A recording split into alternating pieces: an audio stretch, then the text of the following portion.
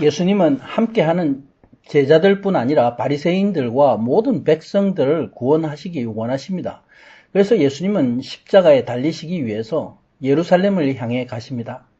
다음 6월절 절기에 맞추어서 무리와 함께 예루살렘을 향해 가실 때에 예수님은 제자들과 바리새인들을 향해서 오직 비유로만 가르치시기를 계속하셨습니다. 이 비유는 바로 두 종류의 사람들에 대한 것입니다. 이제 17장에서 예수님을 따르는 제자들이 과연 어떤 삶을 살아야 하는가 가르치고 계십니다. 본문은 작은 자를 실족케 하는 자에 당할 화와 참된 종의 자세를 교훈하고 있습니다. 제자씨 하나의 비유를 드시면서 너희가 이 믿음으로 하나님 나라를 소유하라 말씀하고 계십니다. 예수님은 제자들에게 한 사람도 실족케 하지 말라, 한 명의 작은 자를 실족케 하는 자에게 화가 있다 말씀하십니다.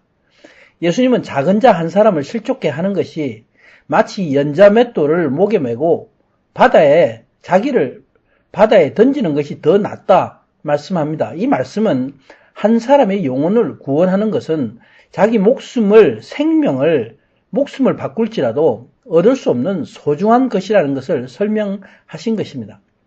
너희는 스스로 조심해서 형제의 죄를 경계하고 회개하거든 용서하라 말씀합니다.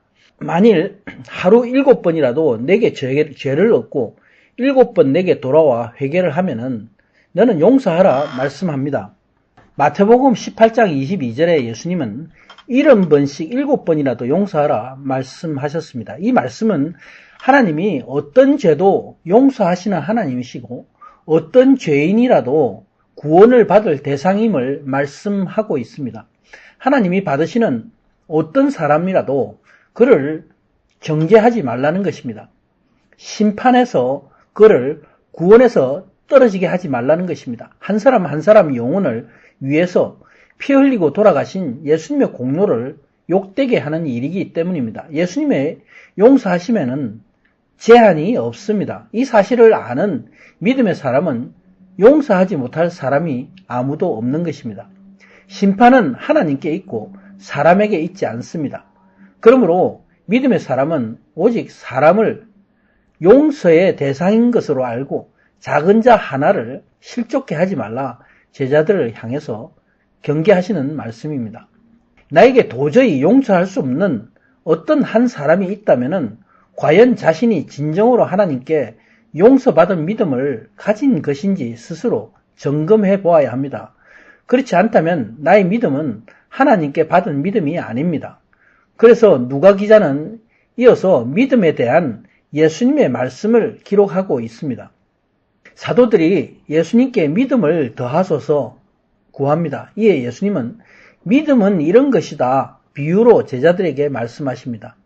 너희에게 겨자씨 한 알의 믿음이 있으면 마치 이 뽕나무를 명해서 뿌리가 뽑혀서 바다에 심기우라 하여도 나무가 순종하리라 말씀합니다. 그러면 예수님이 말씀하시는 이 겨자씨 한 알의 믿음은 무엇입니까? 누가복음 13장 19절에 겨자씨의 믿음이 나무로 자라나는 것입니다. 바로 예수님이 그리스도시요 살아계신 하나님의 아들이시라는 이 말씀을 내 마음의 믿음으로 내 안에서 하나님 나라가 이루어지는 것입니다. 믿음이라는 것은 사람이 스스로 확신하는 것이 아니라 하나님이 믿는 자에게 똑같이 나누어 주신 하나님의 믿음입니다. 물론 믿음의 의지로 구하는 자에게 하나님은 이 믿음을 주십니다. 이 믿음은 많은 하나님의 말씀 가운데 한 말씀이라도 내 안에 심어져 자라나게 되는 것입니다. 하나님의 모든 말씀 안에는 예수님의 생명의 씨가 들어있기 때문입니다. 그러나 이 말씀의 씨는 좋은 밭에 자라나야 합니다. 그래서 열매를 맺게 됩니다. 바로 하나님의 나라가 내 안에 이루어지는 것과 같습니다. 하나님의 나라는 눈에 보이지 않습니다. 그러나 뽕나무가 뽑혀서 바다에 심겨지는 것과 비교할 수 없는 하나님의 능력이 내 안에 거하며 그것이 드러나는 것입니다. 예수님은 이 비유로 이 믿음의 권능을 설명하셨습니다.